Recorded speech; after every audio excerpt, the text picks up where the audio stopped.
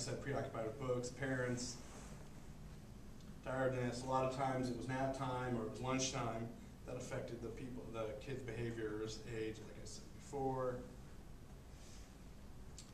Literacy concepts. This is I would take breaks in between the books after, say, reading 3 or 4 books, and I brought a guitar, I brought my mandolin, but my instrument of choice is this keytar.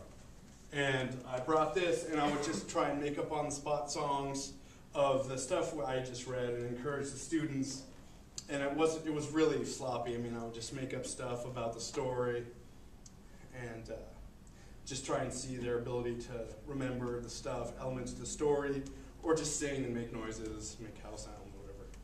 Background knowledge. And then here is this little girl at this point was the only girl that showed up that day. So, and she was with her mom, and she had a lot of problems focusing, and she was crawling everywhere and crawling on the books, which is fine. But then once they started playing, she started dancing. And there's the keytar. Acknowledgement. Should I go through the acknowledgement? Yeah. I would like to acknowledge my community library staff, for one, for letting me do this project. The child participants and their family, they were all very nice, and they had all signed my consent to take photographs. They're really nice. University of Alaska for having this class, and then the LSIS 488 class, and all you people for listening. And so that's what I'd like to acknowledge. And here's my sources.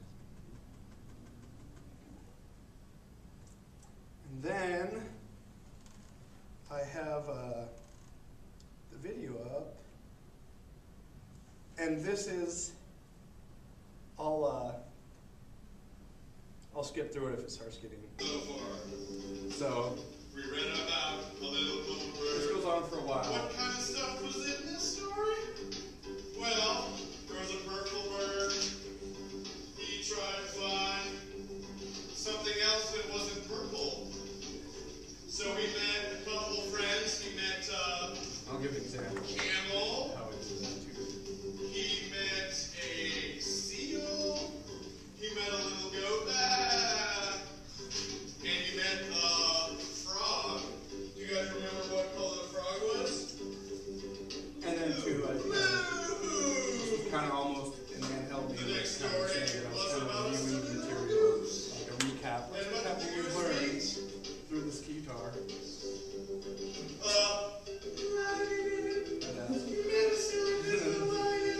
The girl starts. She gets up. It's like, should I? Okay. And then the goose tried to do it, but the goose And then only she went. started to kind of dance. And he was, like I said, he's kind of so sometimes. And then the goose became friends with the lion, and he tried to roar again. But it didn't work too well, but he went to his friends, who were going. For the most part, they were quacking some of it.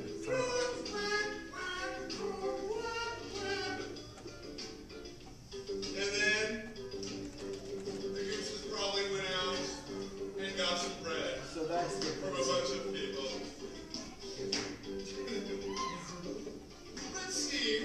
Okay, I'm gonna stop it now. You get the idea.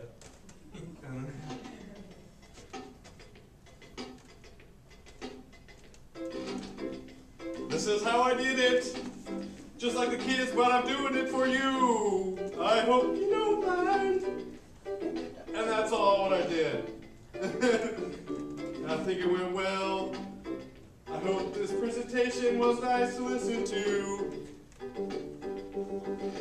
Thank you all for coming.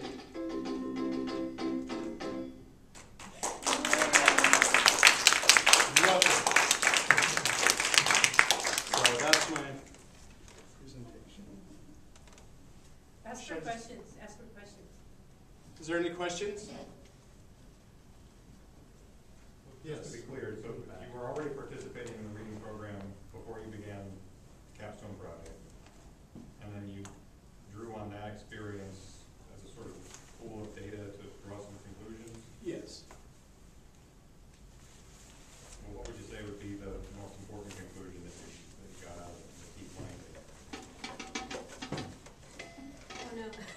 that.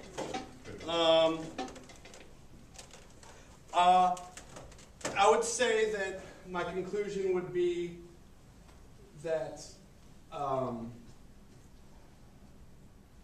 think using certain methods that you can, reach your audience somehow through observation. I think. I would say that. But I'm going to have you think about it a slightly different way. This really wasn't a research project. Chris did an extensive review of the literature about children's literacy, and that was a research project. It was a library research project. But Chris was already doing this storytelling in the library, and what he really wanted to do was to do a service for the library. And so these photographs and the sort of condensation of the review of literature and the description of what he actually did ended up being a service learning project.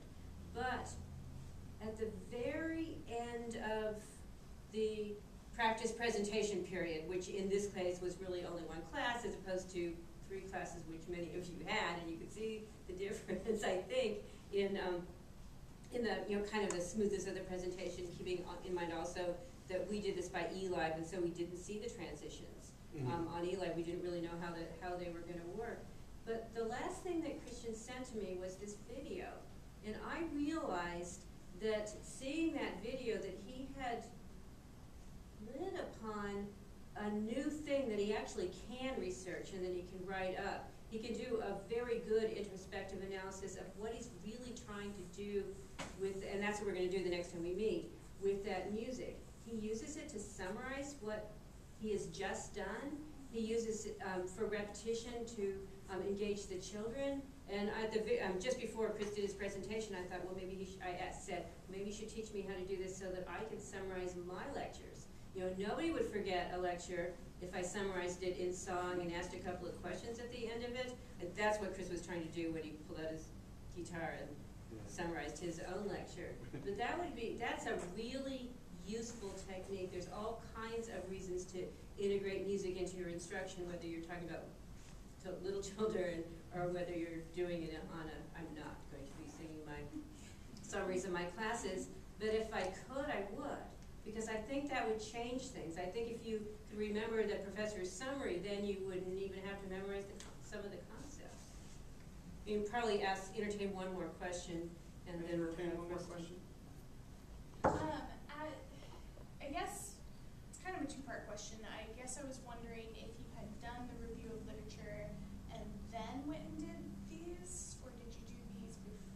Well, I did the reviews of literature before I did these sessions. Okay, so then my question would be, after doing the review of literature, did you do anything different in these sessions compared to what you had been doing before? Yes, and like I said, reviewing like the elements of phonemic awareness, vocabulary. After doing the review of literature, I started. In observations, I tried to start looking at the whole experience to them and all the elements. Did you see Did you see the children react differently at all? Yeah, I mean, it depended because each time there was little turnouts, there was big turnouts. But I think I just kind of capitalized on, say, trying to acknowledge each child, trying to I think that these elements were working, and even like I said, just vocabulary, trying to talk clearly, pronunciate. I think all those elements did, help their